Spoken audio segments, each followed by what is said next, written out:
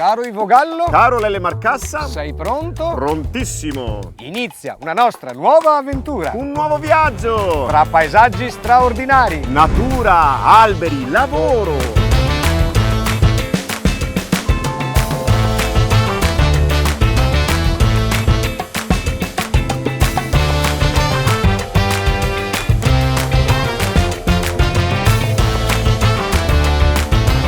Protagonisti dei nostri viaggi sono i luoghi che la storia e l'ambiente ci regalano. State con noi. Inizia la Racola.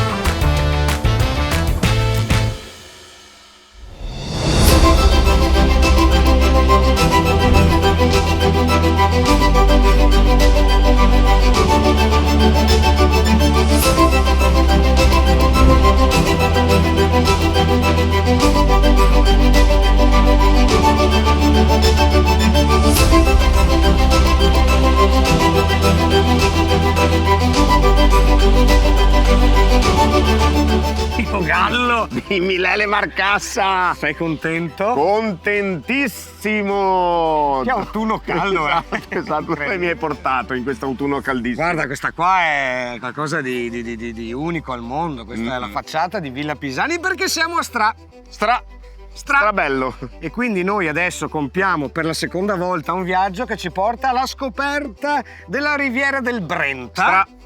Episodio 2, diciamo. Poi visiteremo Dolo.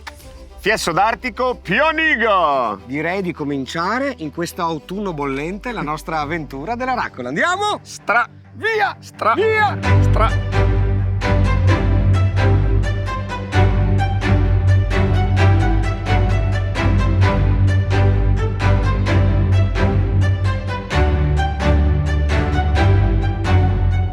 Siamo nel cuore di Stra, questo importante comune della riviera del Brenta.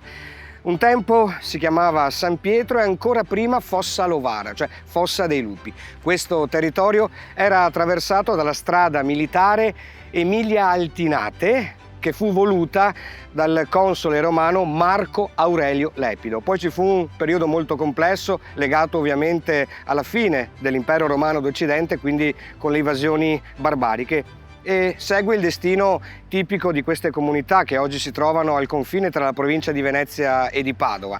Per esempio l'arrivo di Ezzalino da Romano per un breve periodo, poi i Visconti, i Carraresi e ovviamente in chiusura di questa avventura di possedimenti l'arrivo della Serenissima Repubblica di Venezia e quindi tutta questa zona diventa parte dello Stato da terra. C'è un importante distretto economico nel comune di Stra legato al mondo delle calzature. Infatti nel 1898 Voltaire, di rientro dopo anni di immigrazione negli Stati Uniti, imparando tecniche e soprattutto ruoli importanti all'interno di stabilimenti degli Stati Uniti d'America, fonda il primo calzaturificio. Quindi ricordo, 1898 inizia questa grande avventura che porterà ricchezza e sviluppo in tutta la riviera del Brenta. Simbolo iconico, architettonico e culturale di Stra è ovviamente la meravigliosa Villa Pisani. Andremo a curiosare all'interno di quel parco eccezionale e soprattutto a visitare quelle tante stanze che sono un trionfo dell'arte del 1700.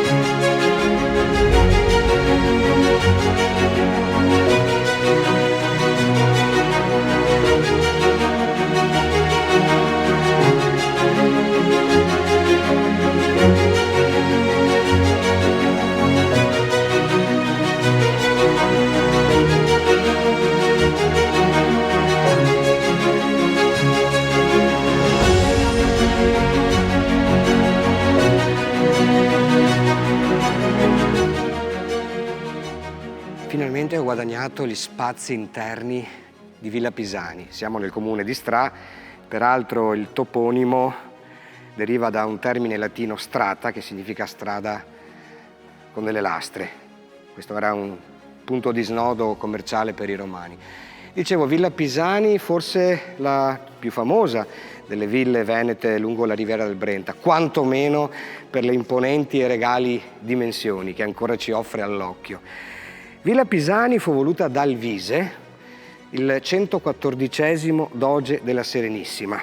Infatti nel progetto iniziale doveva contare 114 stanze, in realtà ne conta ben 168 e occupa una superficie di 15.000 metri quadri. La villa fu costruita nel 1721 su progetto del Frigimelica, il quale non compì i lavori perché morì prima, che furono invece completati dall'architetto Francesco Preti. Quindi un lavoro gigantesco sia dal punto di vista architettonico, di immani risorse. La villa poi passò ad altri proprietari. Infatti, con la decadenza della Serenissima Repubblica, la villa viene messa in vendita dai pisani per fare cassa. Ciò accade nel 1807 e il compratore fu illustre, un grande personaggio ovviamente dell'epoca, Napoleone Bonaparte, che subito dopo invece la cedette al viceré de Beauharnais. La villa, come vi dicevo, è imponente dal punto di vista delle dimensioni e è accattivante per chi voleva passare dei soggiorni importanti e lussuosi. Infatti nel 1814 diviene proprietà della famiglia imperiale d'Asburgo. A inizio Novecento soggiornarono qui, pensate, Gabriele D'Annunzio ed Eleonora Duse. D'Annunzio cita questa villa nel famoso romanzo Il fuoco. Le stanze sono denominate in base all'utilizzo o invece anche ai personaggi illustri che hanno ospitato. Per esempio le stanze dei Savoia. Fu qui appunto presente il re Vittorio Emanuele II con la moglie, le stanze napoleoniche, poi per esempio la sala da pranzo che conserva ancora tutte le stoviglie pensate del 1700, la bellissima stanza dei dogi che ci ricorda la potenza di Venezia, la stanza della musica, il trionfo di Bacco, finemente affrescata. E poi su tutte c'è questo salone meraviglioso, gigantesco nelle dimensioni e decorato in maniera straordinaria dal grande Giambattista Tiepolo. Ovviamente la villa conta anche questo enorme parco di 14.000 metri quadri, voluto con quel gusto alla francese di inizio Settecento. Doveva essere un luogo di ritrovo di grandi ricevimenti lussuosi, ma soprattutto una sorta di Arcadia di intellettuali, di artisti. Questo volevano all'inizio i pisani. Il parco presenta un palazzo domenicale in stile neoclassico, ma direi di più, in stile neopalladiano, imponente, con delle forme armoniose che ci mostra ancora una volta l'importanza che il classicismo sta avendo con l'arrivo del Settecento.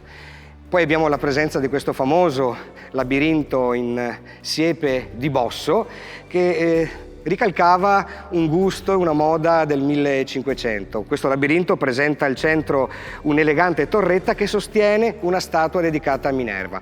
Poi abbiamo la ghiacciaia e la bellissima terrazza Bella Vista, che controlla, guarda, osserva e sta attenta alla meraviglia che c'è intorno a sé. La grande piscina che vediamo al centro del parco in realtà è stata costruita nel 1911 come centro di ricerca idrografica dell'Università di Padova. Io sono rapito, credo lo si possa vedere anche dal mio volto, emozionato perché era da tanti anni che non vedevo l'interno di questa nobile abitazione. Un tempo era usanza venirci da bimbi in gita con le scolaresche. Oggi è un museo nazionale visitato ogni anno, pensate, da 150.000 persone. Quindi essere qua significa ripercorrere un pezzo di storia importante della Serenissima, ma di tutta Italia, ma anche d'Europa, perché questo luogo è stato punto d'incontro addirittura di personaggi scomodi che hanno determinato il crollo del Novecento, come Mussolini e Hitler. Villa Pisani. Arte, stile, storia, lusso, ma soprattutto magia.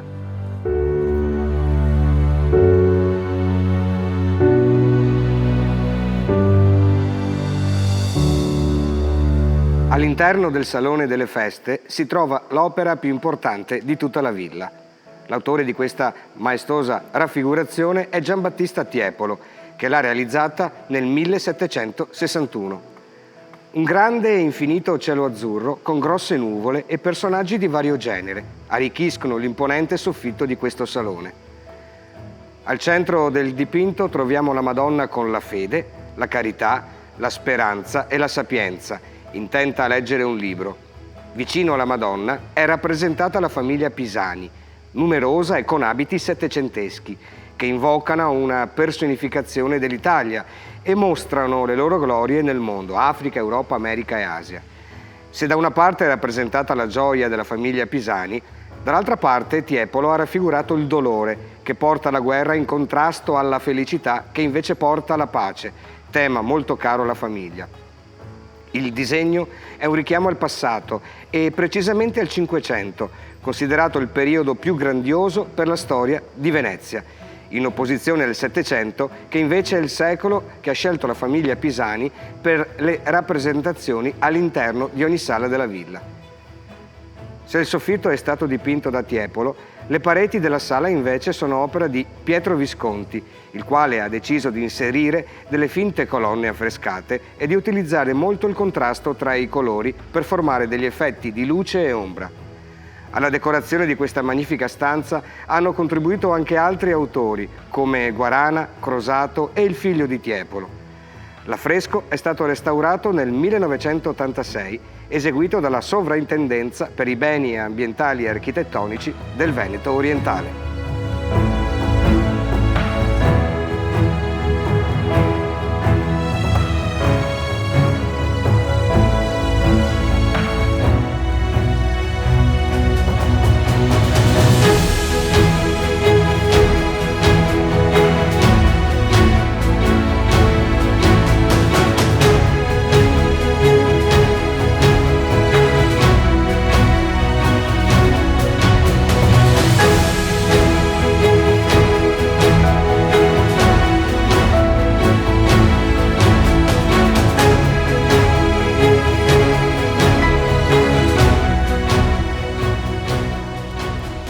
Parco di Villa Pisani, uno scrigno, oserei dire un baule, perché sono 15 ettari che ospitano numerosi esemplari di esseri viventi, ma soprattutto di alberi.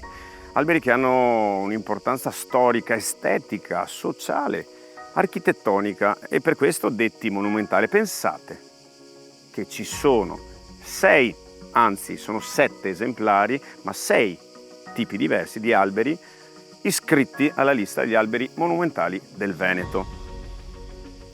C'è una maclura, c'è un ginkgo, un platano enorme, 40 metri di albero con una circonferenza di più di 4 metri, il carpino bianco e questo albero che sembra finto. Assieme ai suoi cugini segna la circonferenza attorno a quella che era la ghiacciaia, sopra la quale poi hanno costruito la coffee house, dove bevevano il caffè e si rinfrescavano grazie appunto alla presenza del ghiaccio sotto di loro. Questo è un cipresso di palude perché arriva dalle Americhe, dalle zone paludose delle Americhe, e ha una caratteristica che lo contraddistingue e non è l'unica, ma dopo vi spiego. Sono dei tubercoli che partono dalle radici, non sono polloni, dalle radici e servono ad ossigenare le parti che in determinati periodi dell'anno vengono sommerse dall'acqua, quindi il cipresso della palude, ma è detto anche cipresso calvo, perché le conifere sono sempreverdi, come sappiamo bene. In realtà questa conifera non è un sempreverde, perché ad autunno i suoi aghi, le sue foglie assumono un colore rossastro bruno e cadono. Per questo calvo. E vicino ai cipressi calvi, prima mi sono scordato, ma ci sono anche, per quello sono 7 esemplari, ma 6 gli alberi, ci sono 2 favolose magnolie. Non dobbiamo dimenticare il tiglio di Napoleone, detto così perché appunto fu piantato da Napoleone. Io resterei tutto il giorno ad abbracciare tutti gli alberi che ci sono qui, ma visto che sono vicino a questo Taxodium, ora abbraccerò questo albero, perché abbracciare un albero porta fortuna, ma soprattutto ti allunga la vita.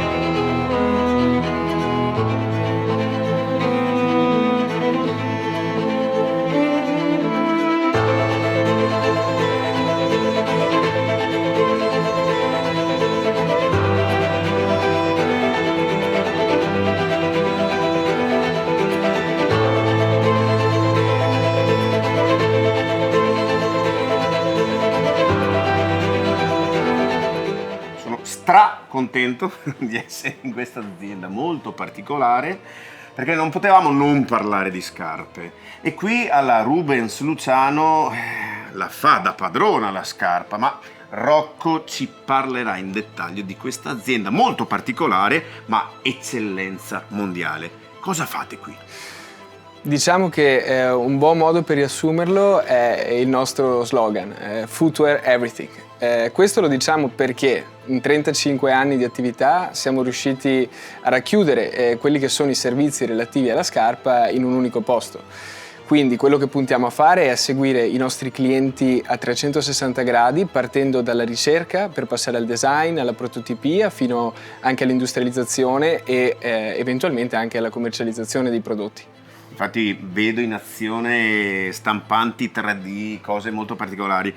Un paio di scarpe che magari state producendo in questo periodo che ti piacciono in modo particolare. Ma diciamo che in un mercato sicuramente saturo l'innovazione è alla base, quindi il supporto delle tecnologie sulle quali investiamo tutti gli anni. Ti mostro un esempio di un prodotto che trovo particolarmente innovativo.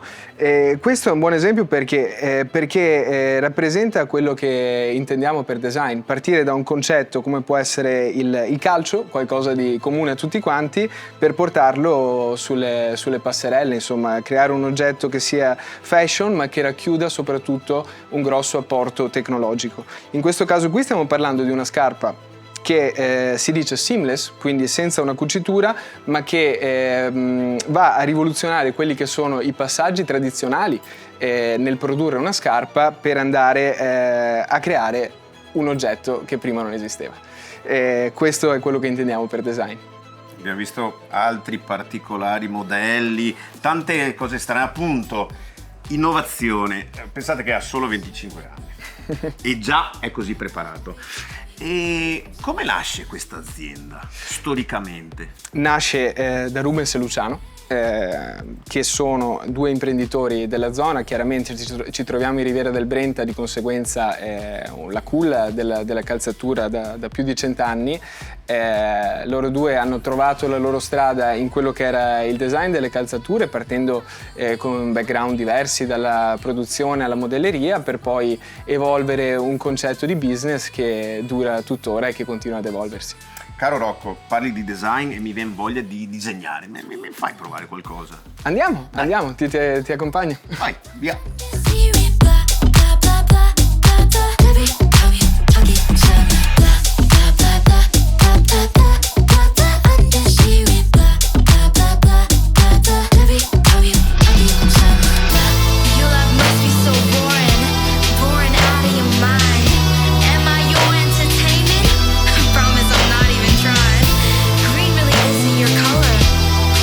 Give it a rest. If last time made you happens next? Blah, blah, blah, blah, blah, blah, blah, blah. I'm just hearing blah, blah, blah, blah, blah, blah. Every time you talk it sound like blah, blah, blah, blah, blah, blah, blah, blah, blah. I'm just hearing blah, blah, blah, blah, blah, blah. Every time you talk it sound like blah, blah, blah, blah, blah, blah, blah, blah.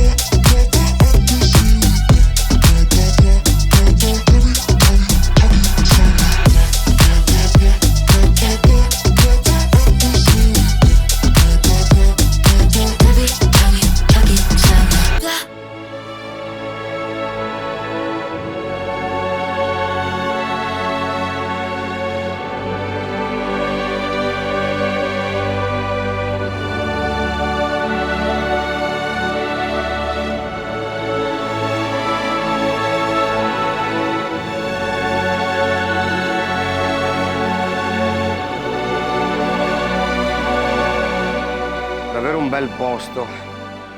Un documento del 1241 parla di una torre di avvistamento in questa zona. In lingua antica le torri venivano chiamate doloni o doioni. Un altro documento con una mappa del 1463 conferma la presenza di questa struttura. Quindi forse la torre stessa dà il nome a questa città. In realtà ci sono molte teorie sul toponimo.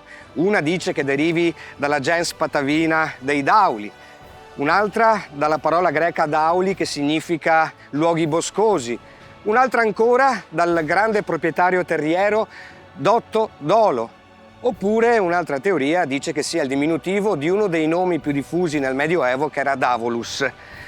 Qualsivoglia sia la teoria corretta o il perché di questo nome, rimane il fatto che Dolo è una città davvero fiorente e il suo sviluppo ha inizio nel basso Medioevo per poi trionfare economicamente durante il Rinascimento.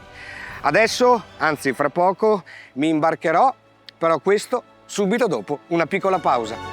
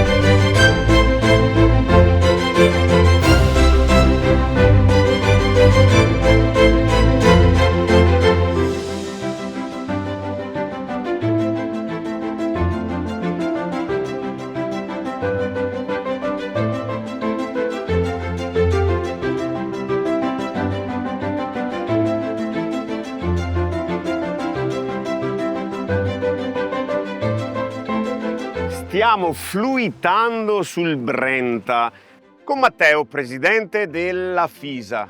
Cos'è? Allora, la FISA è la Federazione Italiana Salvamento e mi occupo della provincia di Padova e di Venezia.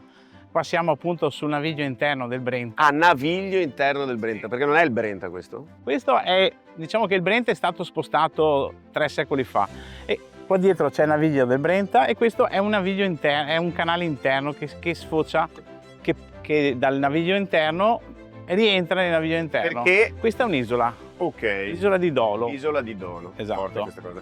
Tu hai detto Federazione Italiana Salvamento, no salvataggio. Allora, il salvataggio è l'atto di salvare qualcuno, invece il salvamento è la scienza, è diciamo la didattica che noi della federazione insegniamo nei corsi di bagnino, di assistente bagnante e lo insegniamo sia per la piscina, per il mare, ma anche per i fiumi, per i laghi, diciamo le varie specializzazioni come la tavola da surf, il cane bagnino, la moto d'acqua, le barche.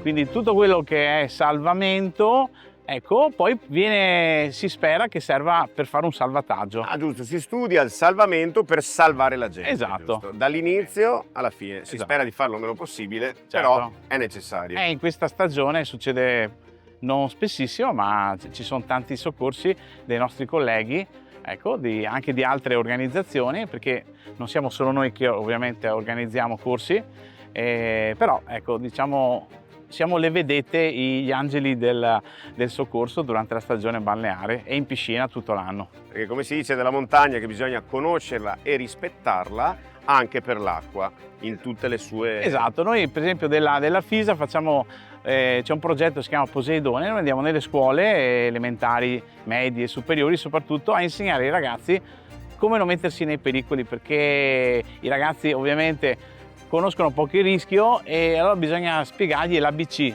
divertirsi ma in sicurezza. Ecco, questo è un po' il mantra della nostra federazione. Ecco. Fantastico, fantastico. E sono anche curioso di sapere che tipo di imbarcazione, ma... Lele! Dove sei? Sono qua! Lele! Piero! Ciao vecchio mio! Che stile, oh! È l'eleganza di lavoro veneta, caro amico mio. Caro Piero, questa che imbarcazione è? Allora, questo è un tipo di imbarcazione vecchissimo che ha almeno un 60-70 anni e questa si chiama battea veneziana. Questa serviva nel 1910-20 per trasporti, qualsiasi tipo di mangiare, vino, Granaglie, mattoni, muratura, pietre, tutte queste robe che insomma che serviva per fare il trasporto dei materiali. E da qua andavano a Venezia? E partivano da Dolo e andavano a Venezia. E come a Venezia lavoravano a Venezia con questa, che vogavano in 6, anche in 4, in 6 oppure in 2. Perché non è facile. E non è, sì, diciamo, non è difficile. Tu sembra che ti diletti, che sia una Sì, sciocchezza. diciamo in realtà... che ho un po' di pratica. Avevo 6 anni quando ho imparato a vogare, dunque credo di avere un po' di pratica, ecco, tutto lì. Fantastico! Ecco, ad ogni modo questa è un tipo di battella veneziana che ha almeno un 70 anni, è stata ripresa in mano completamente, ristrutturata, restaurata, è un gioiellino. E l'hai fatto tu il lavoro? Sì, assolutamente sì. Facciamo un grande applauso al mitico Piero, che adesso io, per sdebitarmi della sua gentilezza, insieme a Matteo e Ivo, che sono a prua, noi siamo a poppa. Bravo! Andiamo a bere un'ombretta di vino con Piero, alla grande. Grazie. Sì, perché vogano loro, perché vogano loro. Furbo! Vabbè, se proprio devono vogare loro, lasciamo vogare. Vogate!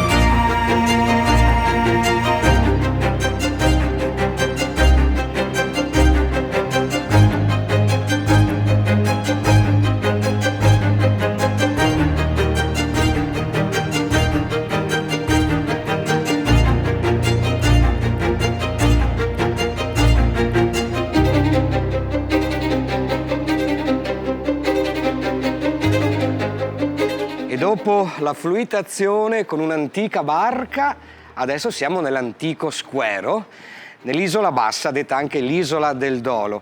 Dovete immaginare che tutto questo complesso architettonico non c'era sino al XV secolo. Nel 1459 i veneziani iniziarono i lavori dello sborador del San Bruson, ovvero un canale di scarico costruito per impedire le inondazioni di quello che un tempo era un agglomerato di piccoli paesi lungo il fiume Brenta, per esempio Saint-Bruson, alture di Saint-Bruson, l'isola del Maltempo e Cadelbosco.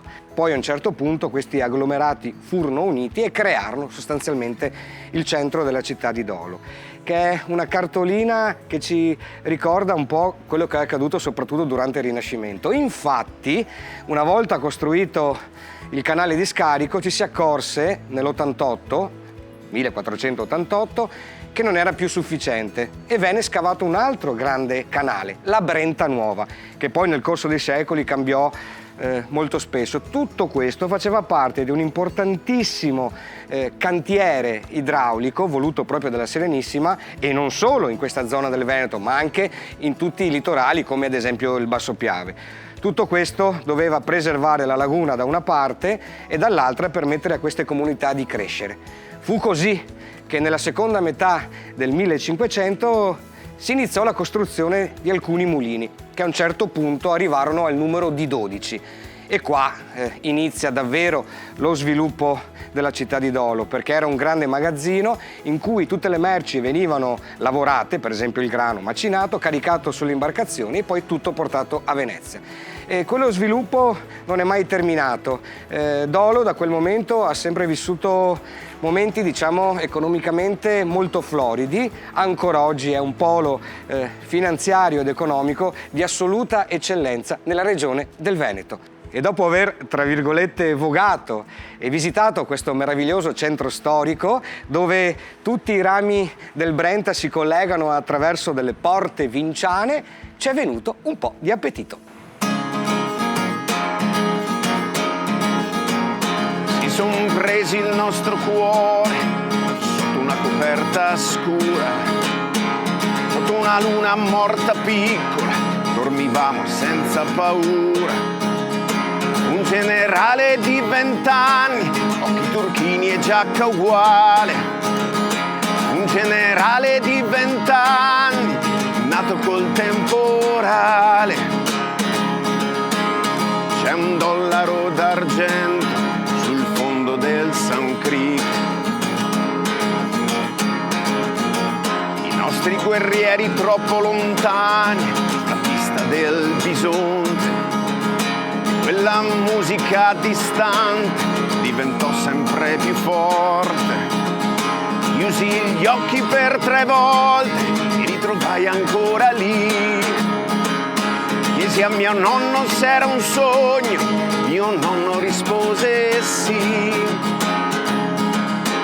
A volte i pesci cantano sul fondo del Sound Creek.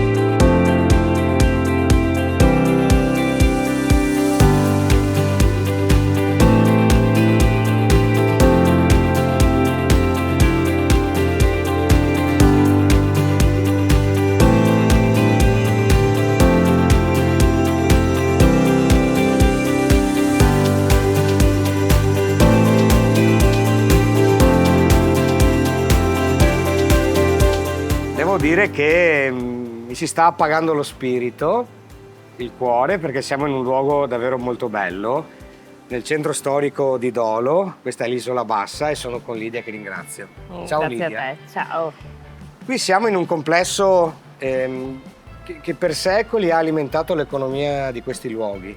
Qui c'erano gli antichi mulini voluti dalla Serenissima all'inizio del Cinquecento, e dove si approvvigionava la città partendo proprio da qua. Le granaglie venivano preparate e poi partivano attraverso le imbarcazioni verso la dominante. Adesso da molti anni c'è un locale che comprende non solo questo dove siamo noi, ma anche l'adiacente Il Cristo. Quindi Esatto. dove ci troviamo praticamente, Lidia?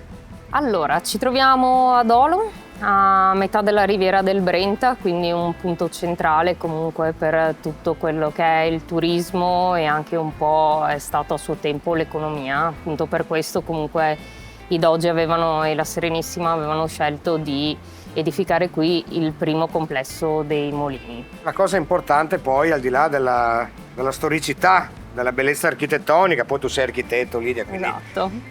c'è che all'interno di questo locale, il locale si trova a pochi passi da qui, preparate delle cose eccezionali. Siete famosi per questi cicchetti. Siamo famosi per questi cicchetti, diciamo che richiamano molto la tradizione di Venezia e quindi la convivialità comunque, lo stare insieme e il fatto di degustare tutti questi prodotti tipici della zona. La nostra scelta personale, portata avanti comunque per anni dai miei, adesso soprattutto mia sorella si occupa anche della scelta dei prodotti, dei vini eccetera, è quello di essere legati a delle piccole aziende, piccole realtà, quindi sia su quello che è il vino, birre artigianali, però sempre molto piccoli produttori e formaggi affettati. E Poi il pesce. pesce, sì, baccalà perché poi è mantecato, comunque il tipico semesso, della zona certo. e ricette tradizionali comunque. Allora, dammi un motivo per cui vale la pena venire ad Olo e poi fermarsi un attimo a ritrovare se stessi innanzi a queste eccellenze che il territorio produce.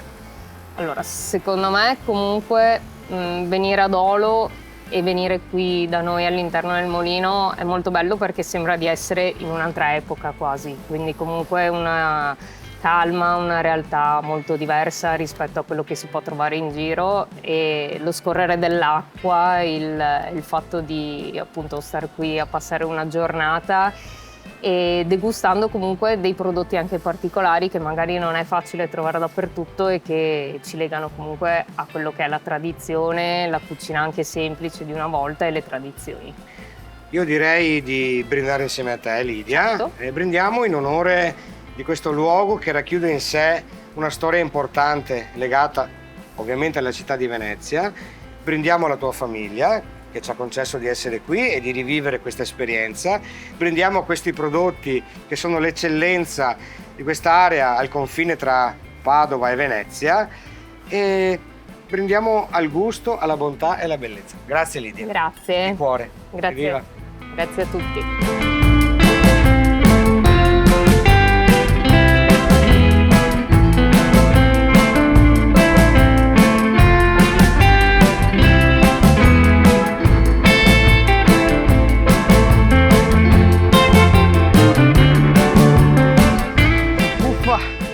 Era anni che non sentivo uffa. Fa caldino, eh? Sì, sì. Poi abbiamo camminato un sacco di chilometri. Ma...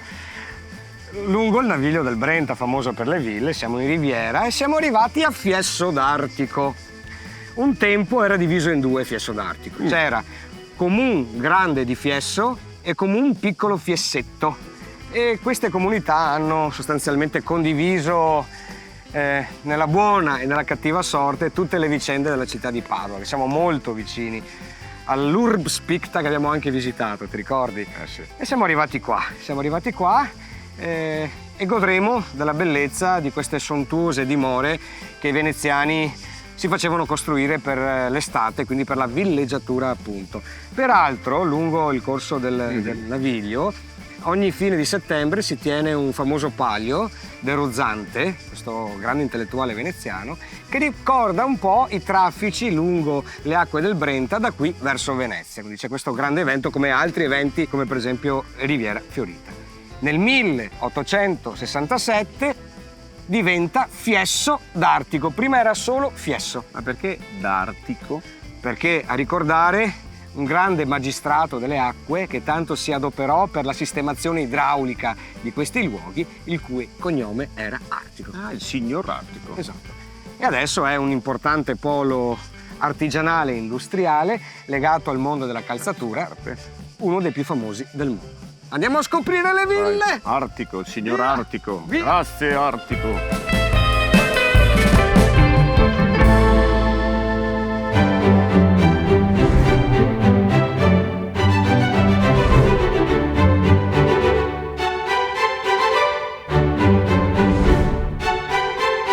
Sono davvero emozionato, Laura, la ringrazio ancora per avermi concesso di visitare questo parco e soprattutto questa villa così bella che lei conserva con tanto amore, vero? Sì, molto amore per questa casa.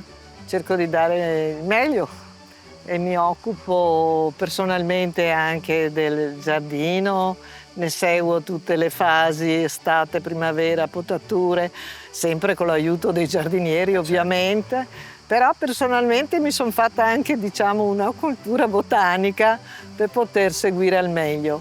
So che poi lei e suo marito avete questo sempre desiderio legato alla gioia, all'accoglienza, Certo, un po' come si faceva un tempo. alla convivialità, abbiamo tanti amici, nel corso degli anni abbiamo ricevuto sempre molti ospiti, parenti, eccetera. C'è un angolo della villa che le sta più a cuore, che la rinfranca durante le sue giornate? Ovviamente per riposarmi il salottino e poi la cucina, che è anche una mia passione.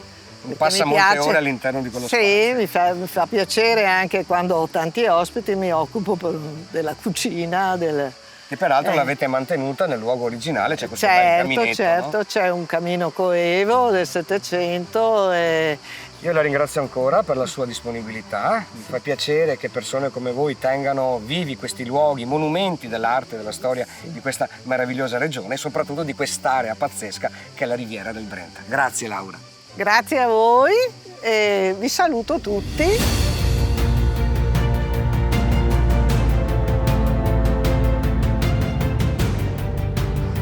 Anzitutto ringrazio la famiglia Cacco che ci ha permesso di entrare a visitare questa meravigliosa villa.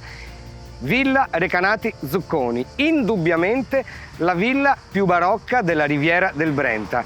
Lo si nota soprattutto per questa esuberanza decorativa e per questo slancio verso l'alto che erano due elementi tipici del Seicento. A conclusione del prospetto della facciata c'è questo basso attico che presenta due grandi oculi pseudo-ellittici, sono tutti elementi tipici del barocco. A ovest è presente un'elegantissima barchessa, mentre a est c'è un oratorio che fu costruito nel Seicento, però riadattato e ampliato dalla famiglia Vendramin all'inizio del Settecento.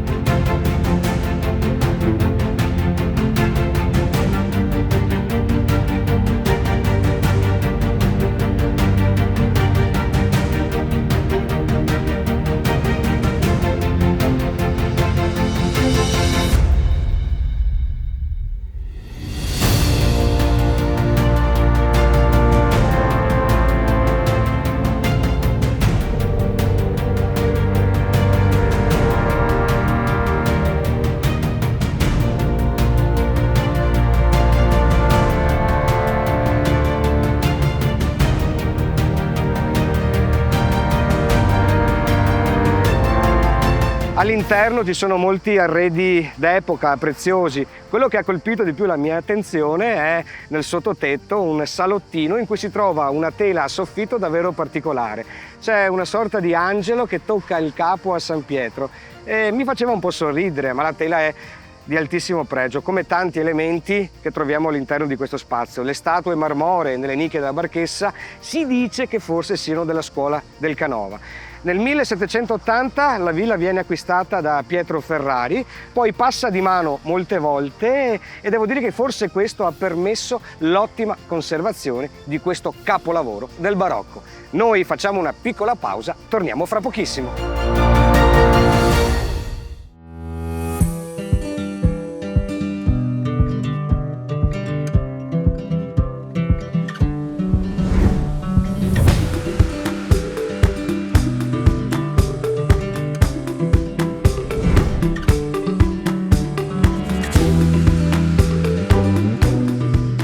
Eccoci, ho guadagnato un'altra villa importante di questa meravigliosa riviera del Brenta. Questa è Villa Soranzo Fracasso, una villa che ha la struttura tipica dei palazzi veneziani, si può vedere proprio la trifora sulla facciata, finemente dipinta, poi ne parleremo. Questa villa fu voluta appunto da questa nobile, importante famiglia, i Soranzo, che erano discendenti della gens romana dei Superanzia. È stata costruita nella seconda metà del Cinquecento da questa importante famiglia, che annoverava anche un importante doge, Giovanni Soranzo, che fu colui che diede l'avvio alla costruzione dell'Arsenale di Venezia. Nel Settecento cambiò proprietà e poi molte volte, ora è di proprietà della famiglia Frassone e ha giocato un ruolo importante anche durante il Risorgimento. Pensate che all'interno di questi spazi si radunavano le segrete compagnie carbonare di quel periodo. Peraltro, a pochi passi da qua, Villa Pisani invece ospitava gli Asburgo, quindi era un gioco piuttosto difficile e rischioso. Addirittura all'interno di questa villa era presente addirittura la stamperia dove si producevano i volantini di propaganda contro l'impero austro-ungarico. La struttura è imponente, molto bella, c'è questo grande salone interno a T e ci sono due caminetti importanti con grandi stucchi realizzati dall'artista Alessandro Vittoria. Ma ciò che colpisce su tutto è la facciata. Questi affreschi davvero meravigliosi e sulla linea del primo piano si notano anche queste finestre finte, c'è una sorta di illusione ottica che moltiplica, raddoppia il numero delle finestre reali. Le immagini che vediamo sono di dei mitologici, quindi questa facciata ci restituisce pienamente l'idea dell'umanesimo che stava iniziando a decollare in Italia ma in tutta Europa, quindi l'idea dell'importanza dell'uomo, del classicismo e del mito. Poi, come vedete, la struttura ha un piano rialzato, poi ci sono 3 ordini, compreso poi un seminterrato. Purtroppo oggi non si vede più, nel lato ovest della villa era presente un particolare affresco che raffigurava una scimmia. Infatti, fino alla prima metà del Novecento, questa villa era chiamata anche la Casa della Scimmia. So che all'interno ci aspetta Annalisa, la proprietaria, che accoglierà i Vogallo per cimentarsi in una sorta di lavoro artigianale, ma soprattutto artistico.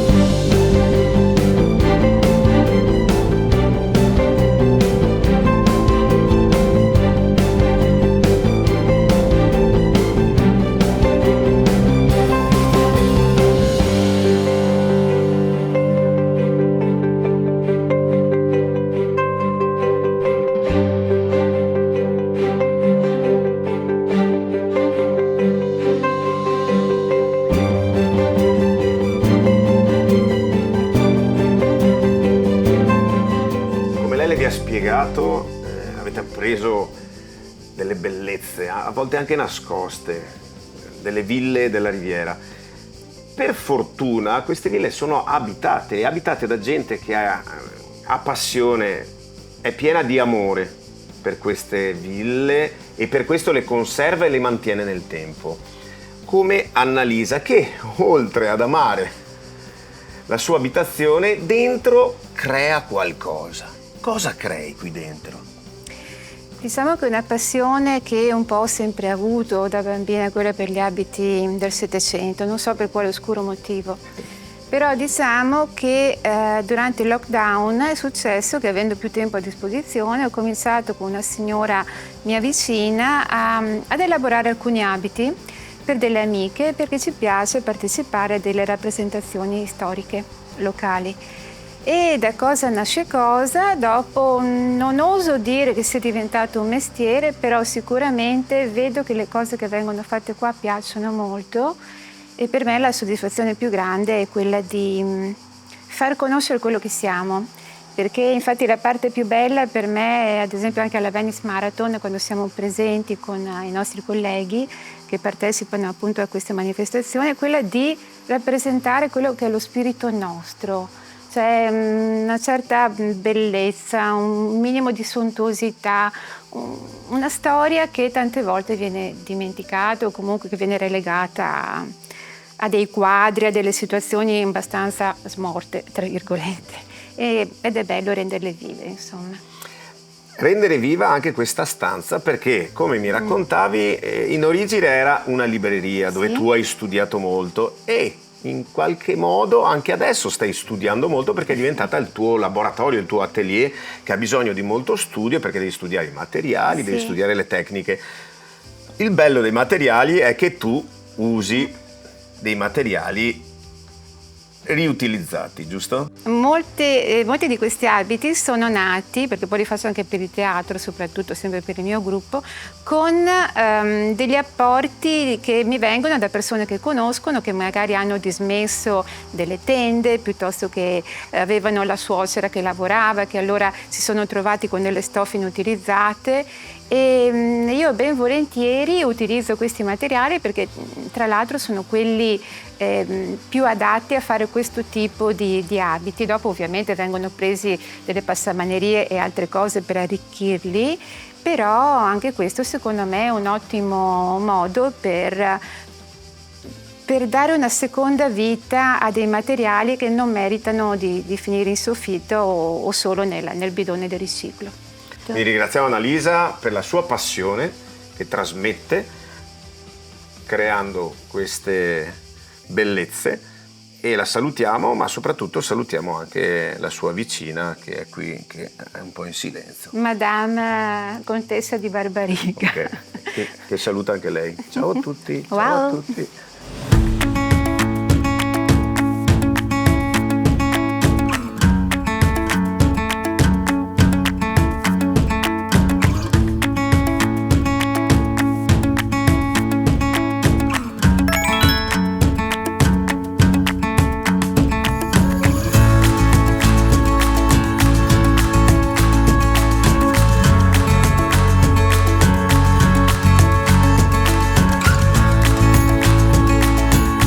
Caro Lele Marcassa, è qui dove siamo? Siamo a Pianiga. Allora, le radici storiche di questo luogo si attestano intorno al III e II secolo a.C. Sono infatti molto evidenti i segni della centuriazione romana, detta anche reticolo romano. E poi ci fu un periodo, diciamo, dedicato soprattutto alla coltivazione di queste aree, di sboscamenti. E un grande proprietario era Pellius, da cui si dice derivi il nome proprio del comune di Pianiga.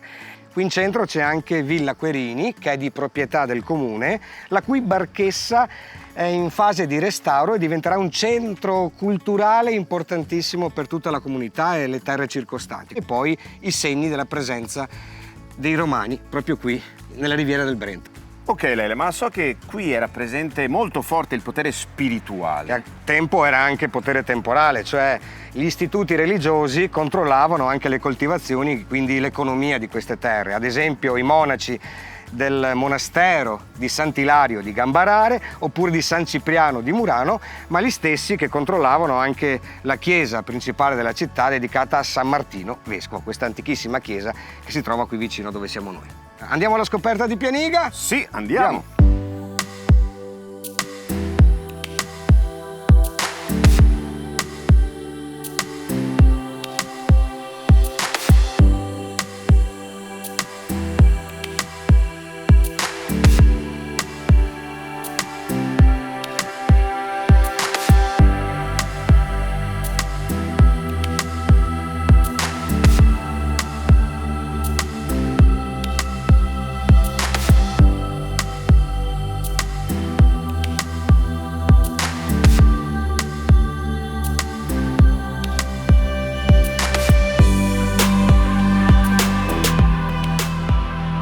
Raggiunto l'interno della chiesa di Pianiga, dedicata a San Martino Vescovo.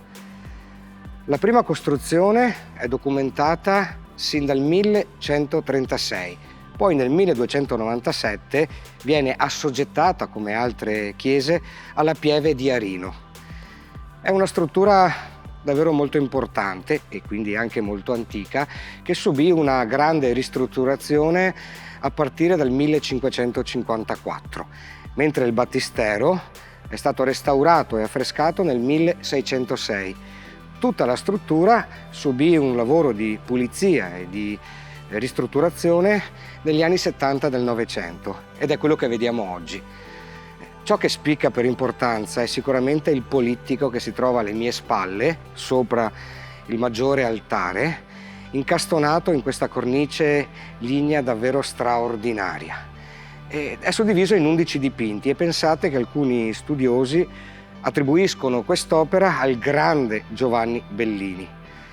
Come vedete spicca per la qualità del colore, per i tratti realistici che sono tipici del Rinascimento veneziano e quindi abbiamo 3 ordini.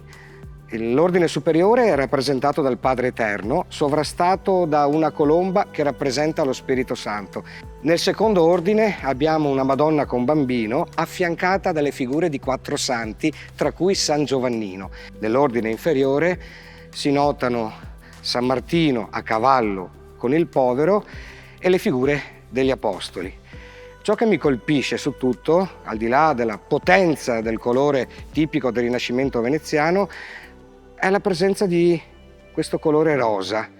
Davvero raramente lo si trova all'interno di opere d'arte così importanti e lo vedete per esempio sul manto del Padre Eterno, sulle figure dei santi, quindi evidentemente all'artista che ha dipinto quest'opera stava particolarmente a cuore. Forse, ci auguriamo, sia proprio Giovanni Bellini.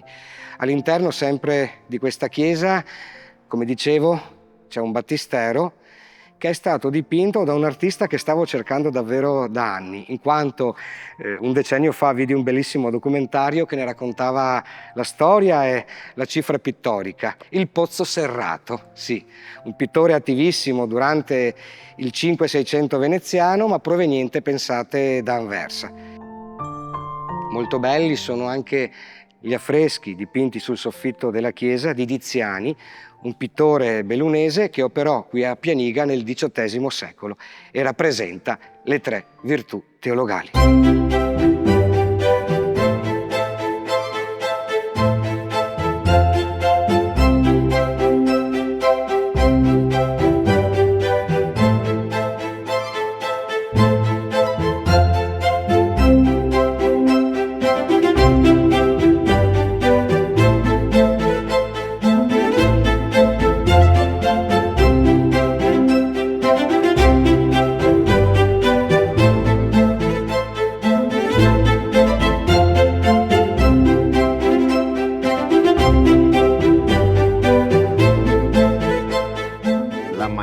Grandiflora. Pensate a un albero antichissimo, tracce si trovano 5 milioni di anni fa.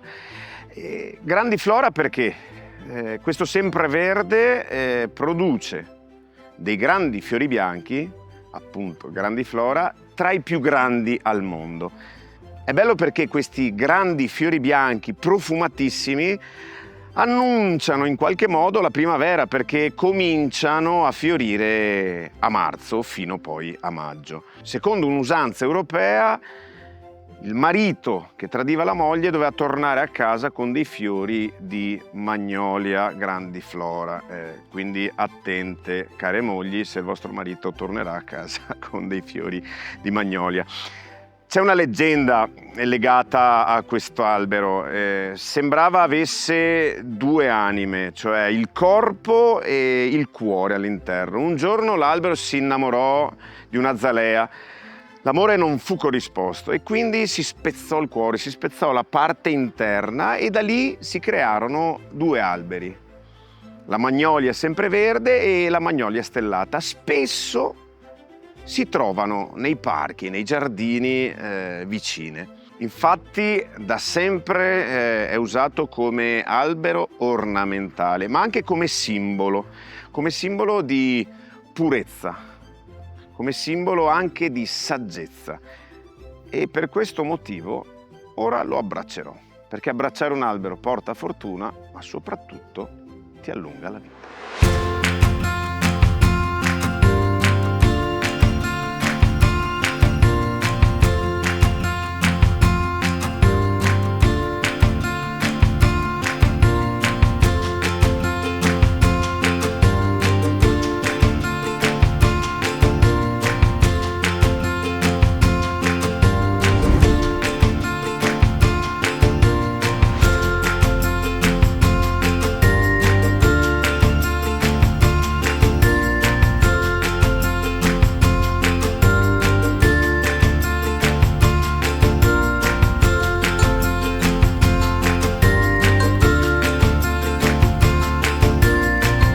Trovo tra le campagne di Pianiga, e c'è un motivo, a pochi passi peraltro dalla piccola chiesa del Ciodo dedicata a Santa Maria Ausiliatrice, a cui questa comunità è molto devota. Infatti annualmente si tiene un importante evento religioso proprio tra questi campi che sono disegnati da linee rette. Infatti, come dicevamo prima, qui c'è la presenza della famosa centuriazione romana, di cui io non so praticamente niente. Volevo chiamare per la prima volta in video con me, vieni qua Pier Giorgio, il nostro direttore di produzione, che si presta oggi, vero?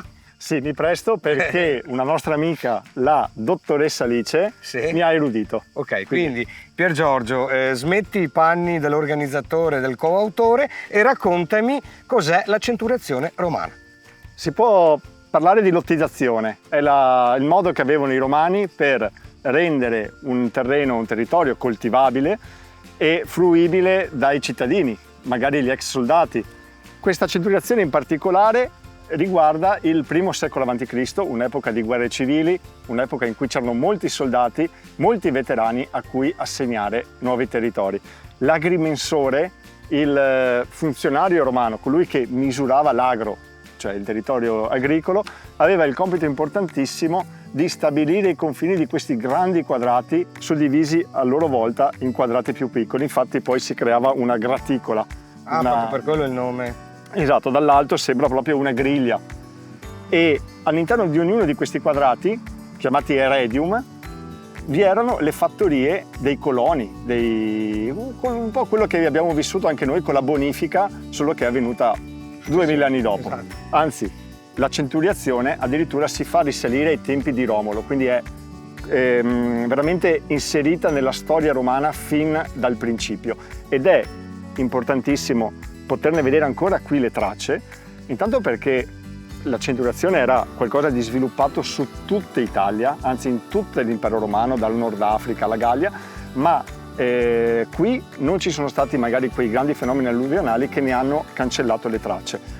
Ed è una misura, l'L, di civiltà, perché poter vivere in campagna, poter dormire tranquilli la notte in aperta campagna rende l'idea di uno stato stabile, uno stato in cui non c'è brigantaggio, in cui non c'è una criminalità diffusa.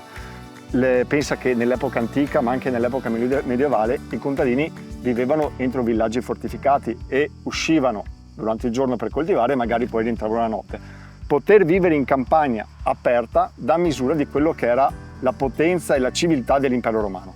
Perfetto, io direi Pier Giorgio che tu puoi tornare a lavorare, ok? Torna nei tuoi ranghi e noi andiamo a chiudere questa puntata che per la seconda volta ci ha portati alla scoperta della Riviera del Brenta. Vai, via.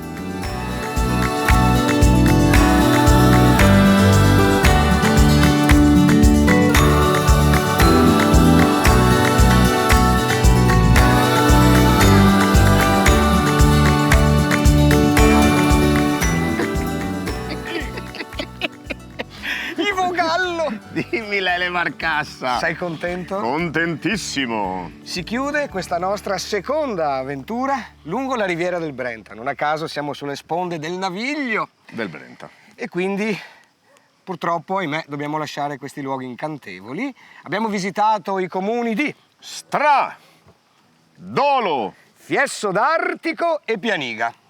Se sei d'accordo, sono d'accordo. Chiuderei con un piccolo brano di Gabriele D'Annunzio tratto dal romanzo Il fuoco. Diceva: generato dalla sua corsa, il vento spirava carico di tutti gli odori terrestri. e all'aspettante sull'acqua, ove qua e là vaghe cappellature marine fluttuavano, recava l'immagine dei rosai bianchi e compatti che si distruggevano a poco come ammassi di neve contro i balaustri dei giardini inclinati verso la Brenta. Da Ivo Gallo, Ma soprattutto da Lele Marcassa. finisce questo viaggio. Se vorrete, ci troviamo ancora nella prossima puntata. Ciao a tutti e grazie. Tutti in Riviera a batterci le mani, a mettere le bandiere sui balconi. Sono arrivati i re dei ciarlatani, i veri guitti sopra il carrozzone. Venite tutti in piazza fra 2 ore, vi riempirete gli occhi di parole.